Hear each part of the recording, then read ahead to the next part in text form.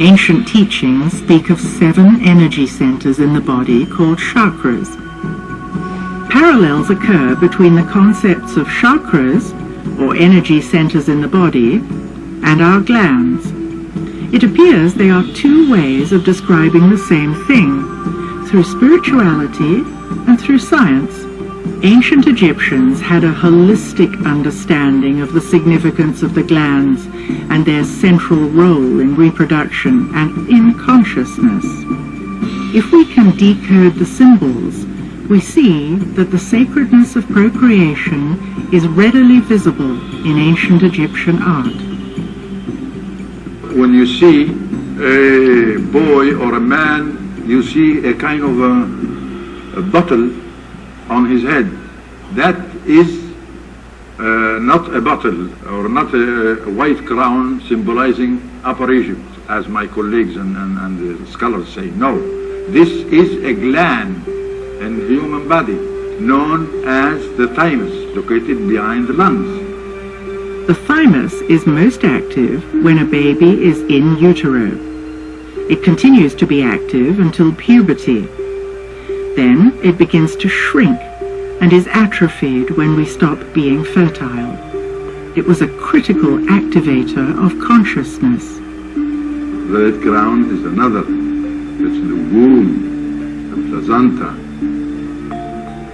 the thymus and the womb are connected for the cycle of life. When you see the double crown, the red crown is the womb and the placenta. The white crown is the thymus, who has its influence on the womb. That's the symbol of one of the glands. In the early 1900s, alchemist Schwoller de Lubitz presented a work called The Temple of Man.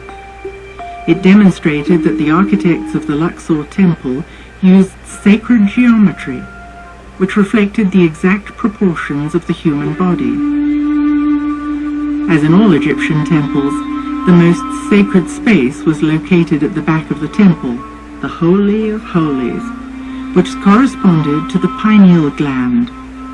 When activated, the pineal gland is said to stimulate the evolution of higher states of consciousness.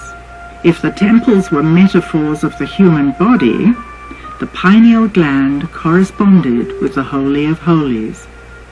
At the entrance to the most sacred part of the temple stand tall pillars representing the masculine and the feminine, papyrus and the blue lotus.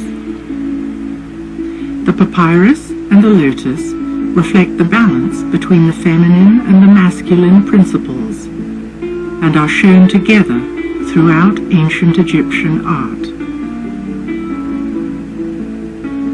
The blue lotus is a symbol of life, and this plant, blossom, flower, it grows in the water like water lilies.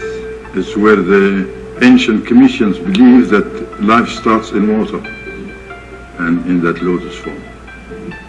We have seen there are always multiple layers of meaning embedded in ancient Egyptian symbols. Is there another reason why the blue lotus was so important in Egyptian ceremonies?